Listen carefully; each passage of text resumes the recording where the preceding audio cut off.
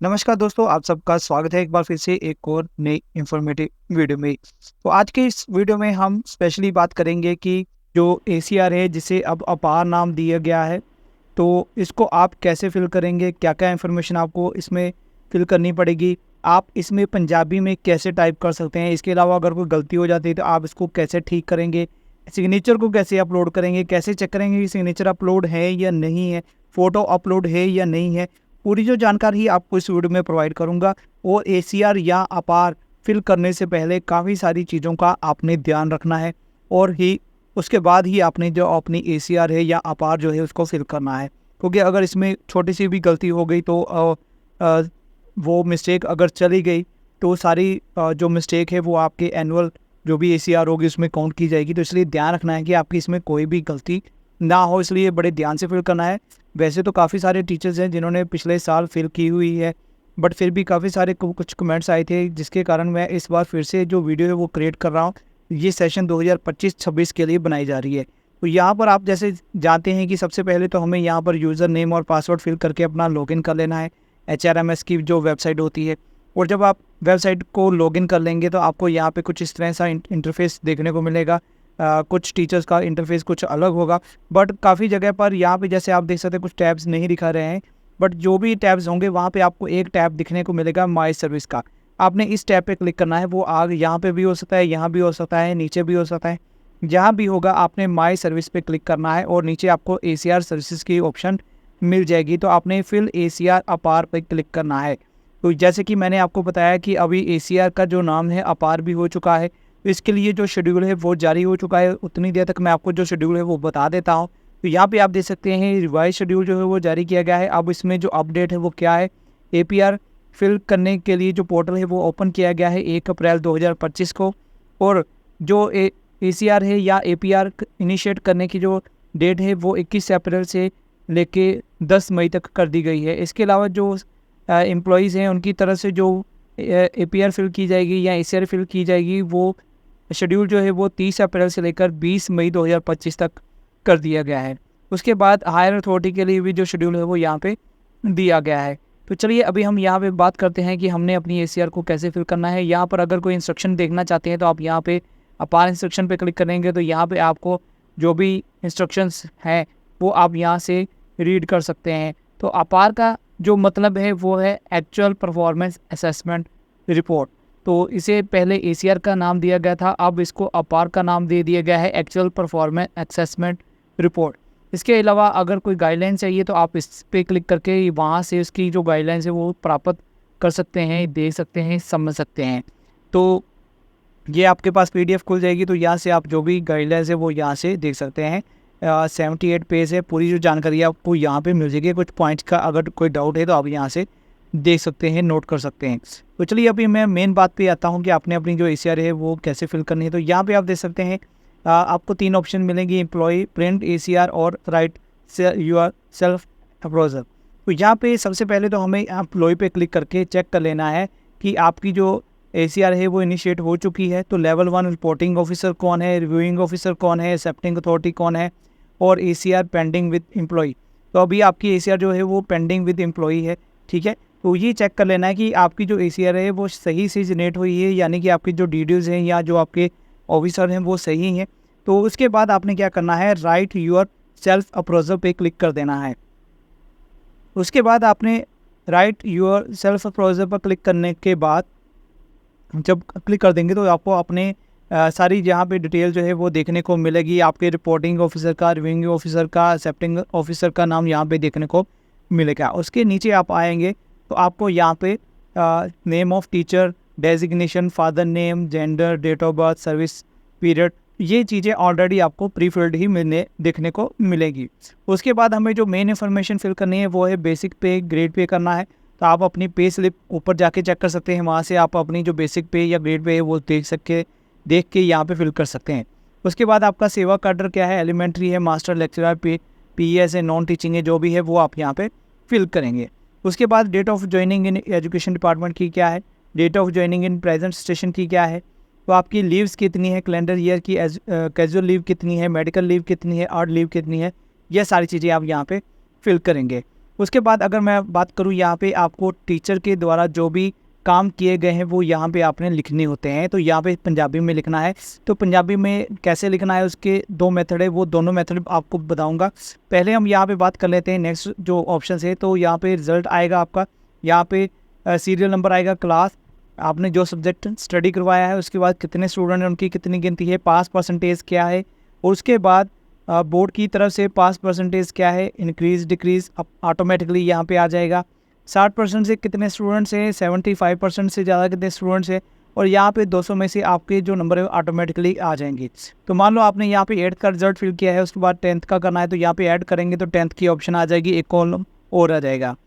Next यहाँ पे बात करेंगे अपलोड एडिशनल वर्क। क्या आपने जो भी एडिशनल वर्क किए हैं, जैसे आपको कोई सर्टिफिकेट मिला है, अप्रिसिएशन मिला है, प्रशंसा पत्र मिला है, या आपने कोई ऐसा काम किया है जिसके पास आपके पास कोई प्रूफ भी होना चाहिए, वो आप यहाँ पे अपलोड कर दीजिएगा।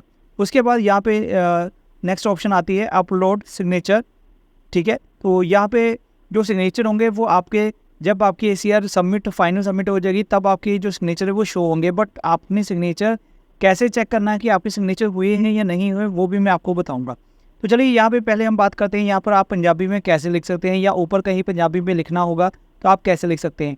तो देखिए, इसके लिए सबसे पहले तो आपको अनमोल लिपि में टाइप करना है, या फिर आप अनमोल लिपि से यहाँ पे लिखेंगे अनमोल लिपि टू यूनिकोड। यहाँ पे जैसे ही आप गूगल पे सर्च करेंगे, सबसे पहली जो वेबसाइट होगी fontconverter.in, आपने इस वेबसाइट पे क्लिक कर देना है। तो जैसे ही आप इस वेबसाइट पे क्लिक करेंगे तो आपको यहाँ पे इस तरह से इंटरफेस देखने को मिलेगा। तो आप यहाँ पे जो भी पंजाबी में टाइप करेंगे, तो जैसे यहाँ पे मैं कुछ लिख देता हूँ,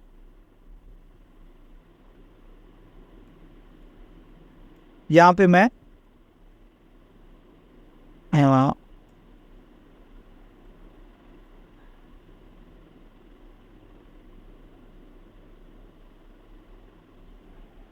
तो यहाँ पे मैंने जैसे लिख दिया कर्मचारी दी ACR। आपको क्या करना है, यहाँ पे कन्वर्ट पे क्लिक कर देना है। तो ये आपको यूनिकोड में कन्वर्ट हो गया।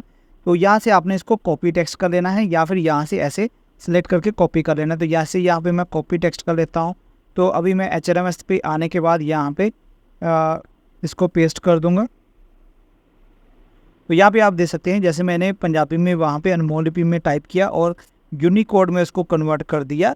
तो जो भी मैंने कन्वर्ट किया उसको कॉपी टेक्स्ट करने के बाद आपको यहाँ पे Ctrl+V करना है, तो कंट्रोल पेस्ट करना है, यानी कि आपने। तो उसके बाद आप यहाँ पे जो भी पंजाबी में लिखना चाहते हैं लिख सकते हैं। एक मेथड तो ये है। दूसरा मेथड क्या है कि आप व्हाट्सएप पे पंजाबी फोर्ट में वॉइस टाइपिंग कर सकते हैं, और जो वॉइस टाइपिंग करेंगे वो ऑटोमेटिकली यूनिकोड में ही होता है। तो जो भी आप व्हाट्सएप में जाके या अपने फ़ोन में जाके पंजाबी में कोई नोट्स में या कहीं पर भी वॉइस टाइपिंग करेंगे, तो उसको आपने कॉपी करने के बाद यहाँ पे पेस्ट कर देना है। ये दूसरा मेथड है पंजाबी में टाइपिंग करने का। 2 मेथड मैंने आपको बता दी हैं कैसे आपने पंजाबी में टाइपिंग करना है।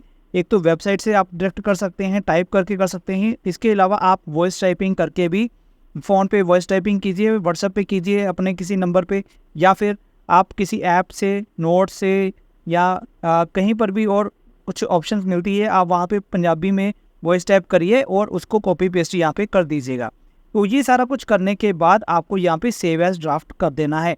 और एक चीज़ का ध्यान रखना है कि जब आप अपनी ACR फिल करेंगे यहाँ पे, तो उसके लिए सारी चीज़ें आपके पास होनी चाहिए। अगर आपको 10 मिनट से ज़्यादा समय लगता है और आप कुछ और भी काम करते हैं, या टाइपिंग करते हैं, या कुछ और करते हैं, तो ये आपका लॉग आउट हो जाएगा, सेव नहीं होगा। तो काफ़ी सारी कुछ क्वेरीज आती हैं कि हमारा जो डाटा है हम लिख तो लेते हैं, बाद में सेव एज ड्राफ्ट नहीं होता है। तो देखिए, 10 मिनट से अगर ज़्यादा समय हो जाता है तो ये ऑटोमेटिकली लॉग आउट हो जाता है, या इसको सेव नहीं कर पाता है। इसलिए आपने सबसे पहले क्या करना है, जो मटेरियल है वो तैयार कर लेना है, और बाद में उसको जल्दी से जल्दी कॉपी पेस्ट करके जो भी लिखना चाहते हैं लिख के सेव एज ड्राफ्ट कर लेना है। बाद में अगर कोई चेंजेस करना चाहते हैं तो बाद में आप चेंजेस कर सकते हैं। तो उसके बाद मैं आपको मेन चीज़ जो आपको बताने वाला हूँ कि आपने इसमें करना क्या है, कि आपको कैसे पता चलेगा कि आपके जो सिग्नेचर हैं वो यहाँ पे अपडेट है या नहीं है। तो इसके लिए आपको यहाँ पे माय प्रोफाइल में आना है। माय प्रोफाइल में आने के बाद आपको यहाँ पे ऑप्शन मिलेगी अपलोड सिग्नेचर की। तो अगर तो आपको यहाँ पे सिग्नेचर अपलोड की ऑप्शन यहाँ पे मिल रही है तो ठीक है, अगर नहीं मिल रही है तो इट मीन्स आपके सिग्नेचर अपलोड नहीं हुए हैं। तो यहाँ पर आपने अपने जो सिग्नेचर है वो अपलोड करने हैं। तो देखिए जैसे ही आप अपने सिग्नेचर को वहाँ पे चूज़ फाइल करके अपलोड कर देंगे तो इस तरह से आपको इंटरफेस देखने को मिलेगा। यहाँ पे आप देख सकते हैं आपकी फ़ोटो भी अपलोड है, आपके सिग्नेचर भी अपलोड है, आपके फिंगरप्रिंट भी अपलोड है। इस तरह से अगर आपको शो हो गया इट मीन्स कि आपके सारी चीज़ें जो हैं वो अपलोड हो चुकी हैं। अब इसके बाद का क्या प्रोसेस है, आपने सेव एज़ ड्राफ्ट तो कर दिया। जब आप सेव एज़ ड्राफ्ट कर देंगे तो उसके बाद अगर आप मॉडिफ़ाई करना चाहते हैं तो यहाँ पे आपको देख सकते हैं यहाँ पे मॉडिफ़ाई योर सेल्फ अप्रोजल की ऑप्शन है। यहाँ पे आपने इसको मॉडिफ़ाई कर लेना है अगर आप करना चाहते हैं तो। अदरवाइज़ आप इसको फाइनल सबमिट कर सकते हैं। तो फाइनल सबमिट करने के लिए आपको नीचे यहाँ पे सेलेक्ट टू सबमिट योरसेल्फ यहाँ पे टिक करना है और जैसे ही आप यहाँ पे टिक करेंगे तो इस तरह से आपकी जो एसीआर पूरी है वो यहाँ पे ओपन हो जाएगी और जैसे ही ओपन होगी तो यहाँ पे आपको टिक करना है और क्लिक टू प्रोसीड बटन पे क्लिक कर देना है। और जैसे आप क्लिक टू प्रोसीड करेंगे तो यहाँ पे आपको एक ऑप्शन मिलेगी जनरेट ओटीपी। तो यहाँ पे आपने जनरेट ओटीपी पे क्लिक करना है। तो जनरेट ओटीपी करने के बाद आपका जो भी मोबाइल नंबर रजिस्टर्ड होगा वहाँ पे आपको एक ओटीपी आएगा, वो आपने सबमिट करना है और उसके बाद आपको फाइनल सबमिट की ऑप्शन आएगी तो आपने फाइनल सबमिट कर देना है। तो आपकी जो एसीआर है वो फाइनल सबमिट हो जाएगी। काफ़ी सारी कुछ क्वेरीज आई थी कि अगर हमारी जो एसीआर है वो फाइनल सबमिट हो जाती है तो हम उसको बाद में करेक्शन कैसे कर सकते हैं। तो देखिए वहाँ पे आपको एक पुल बैक की ऑप्शन मिल जाएगी। यहाँ पे आपको पुल बैक की ऑप्शन मिलेगी। अगर आपकी फाइनल सबमिट हो जाती है तो आप पुल बैक करके आपकी जो एसीआर है फिर वो दोबारा से आपकी वापस पेंडिंग यहाँ पे आ जाएगी। तो दोबारा से आप उसको मॉडिफाई करके उसको चेंजेस करना चाहते हैं तो चेंज कर सकते हैं। तो इस तरह से आप अपनी जो एसीआर है या अपार है उसको फिल कर सकते हैं। तो फिल करने के बाद आप अपनी जो सारी इन्फॉर्मेशन है वो यहाँ पे फिल कीजिएगा, बड़े ध्यान से फिल कीजिएगा। काफ़ी सारी जो प्रॉब्लम थी उम्मीद है कि सारी आपकी जो डाउट्स है वो क्लियर हो गए होंगे। फिर भी किसी तरह के कोई डाउट है या कोई प्रॉब्लम है तो आप मुझे कमेंट सेक्शन में पूछ सकते हैं। मैं ज़रूर रिप्लाई करूँगा आपकी जो प्रॉब्लम होगी इसको सॉर्ट आउट करने की कोशिश करूँगा।